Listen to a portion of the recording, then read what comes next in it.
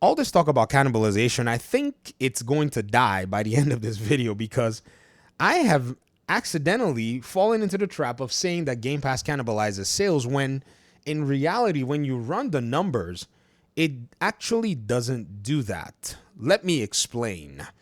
Now, you're looking at a game like Expedition 33. Then you look at a game like Stellar Blade. When you look at both these games and ask yourself, as a developer, where would you like to be in the order and the grand scheme of things? I'll let the math do the talking in this particular situation. But before we start doing the math, let's look at exactly how Game Pass structures its deals, because it is this particular context that has put everybody in a very weird place. Because if everybody would acknowledge the fact that when Game Pass actually is acquiring games, sometimes they completely fund the production cost of the game, even though the game is not from one of their studios, or in some cases, they'll go ahead and probably pay a specific fee towards the game. For instance, in this interview in 2020 by Eddie Makuch, where he cites an interview from The Verge, Phil Spencer is citing that in some cases, developers are willing to put this game on Game Pass if Xbox will give them X dollars now. So the developers have a negotiation. Now, here's the crazy thing. This negotiation actually takes into account a floor, which is pretty much, according to Phil Spencer, what they do is create a floor for them in terms of the success of their game. They know they're going to get this return. This is standard game development practice. Let me go ahead and throw this out there. If you write a game developer document of some kind, or you're proposing a game, you have to be able to tell the publisher or whoever is going to be funding the game what you think the game is going to make. Xbox goes through that same process with the developers, and the developers say, we think our game can sell X amount of copies. Xbox comes in and says, okay, if you think your game can sell X amount of copies, we're going to give you so much of X amount of money. This X amount of money that Xbox gives to the developer in any situation, be it 100% funding or 50% funding or 35% funding, is indicative of them wanting to subsidize the game for their own audiences. So the talk about cannibalization basically dies the moment that agreement is signed, because Xbox will say, all right, we'll pay you upfront for, say, 10 million units or 2, 3, 4 million units of your game. If you think your game is going to sell 6 million units, let's buy 3 million units upfront so that the game can go to Game Pass. And then you can go ahead and hustle 3 million or more anywhere else that you want to go. And the developer says either yes or they say no. That floor is what they've created, and so-called cannibalization of sales is dead because Xbox technically buys copies of the games in some cases before the game even launches. Okay, let me explain to you guys. Developer comes to Xbox, says our game costs $60 million to make. Xbox says, okay, what is your ROI? They say, well, we need to sell X amount of copies to be able to break even. And Xbox says, all right, we'll help you reduce that burden. We're going to go ahead and give you 50% of your cost. And so now what they need to basically sell is X divided by 2. So pretty much their workload has been reduced by half. If the developer has any kind of obligations with the publisher, they can easily take care of that. If the developer has any debts, they can easily take care of that. Can you imagine in a case where the developer has debts with interest? Easily, the $30 million can help wipe out majority of that interest. So it's actually doing multiple things in some cases for them. Then the developer comes out with their game, and when the game launches, the developer can put the game on Game Pass, having secured a chunk of sales, a war chest of money already waiting for them day one. Before they even launch, they already have sales money in their bank. Then they go ahead and sell, according to the reports that we heard, about 1 million units of their game on top of the bag that they already have, which is basically now either, depending on how much was paid, they break even much faster and profitability much faster, and people get to play their game and continue to talk about it. In the other case, another game developer goes to PlayStation and says, their PlayStation, we'd like to do business with you. And PlayStation says, okay, what are the terms of you doing business with with us? And they say, well, give us some money and we'll give you what it is that you want. And what does PlayStation always want? Exclusivity. So the company goes to PlayStation, their game stays exclusive on PlayStation and sells 1 million units. Maybe they also get a bag, but guess what happens? They are limited in sales. And they start saying things like, we think our game is going to sell better on PC than PS5, while the other developer is saying, we've protected ourselves from any downside risk. The game is going to be made and all the retail upside is ours.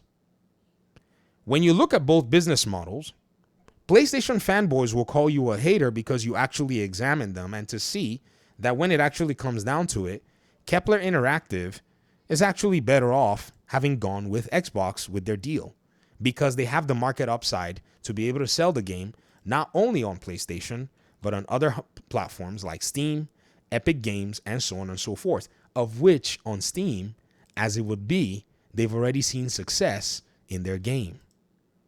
While Stellar Blade is still hindered by the fact that they only exist on the PlayStation platform, looking forward to a PC release, while this game, Expedition 33, has leaped over them.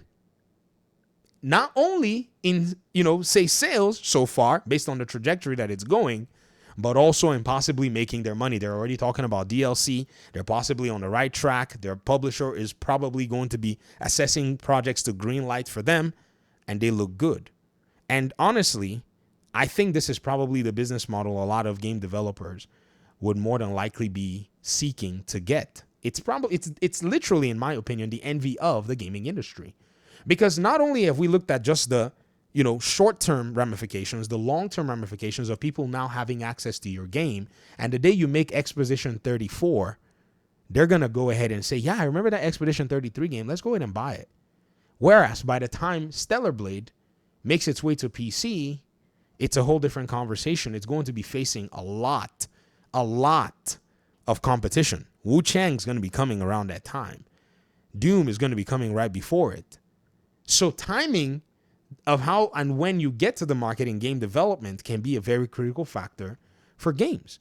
So to talk about cannibalization, I think we need to put it to death simply because this so-called talk about the game sales being cannibalized is something that has already been mitigated by the existence of the deal when Xbox actually went with the developers to assess what they thought their game was going to sell and then get the money up front and then get more money on the back and then get more people talking about their game and then get a fan base everywhere that's already been cultivated that already makes them look like they've prioritized them. I suspect that the reason all of the detractors of Xbox don't like this conversation is because this is actually a more superior model than the model that's being offered on PlayStation. Possibly Nintendo too. It's actually pro-consumer because it gives the consumer options on how to actually play the game. In fact, Xbox already discounted the game when they paid that developer that money. Number two, it is working for the developers. So now we've had 3 developers in total come out and say that they've had a good experience with Game Pass. And number 3, it works out for the publisher. It is the intersection that actually makes sense to say, is the publisher doing something that makes sense that they can continue to do? And it shows that it is sustainable and the developer can continue to do, and the publisher can continue to do it, or whoever has, in this case, Xbox can continue to do something like that with Game Pass. This is what I think a lot of the so-called detractors are afraid of. I think what they've been so used to is being in an ecosystem where, if you think about a game like Stellar Blade, the upside goes, in one case, to the developer who takes money up front. They mitigate their loss in that case, but they don't have the upside of the rest of the market immediately. They have to wait. Their game gets older. By the time it launches, it's not a priority for other gamers. That's number one. Number two, you, the player who wants to play Stellar Blade on PlayStation, you have to pay full price.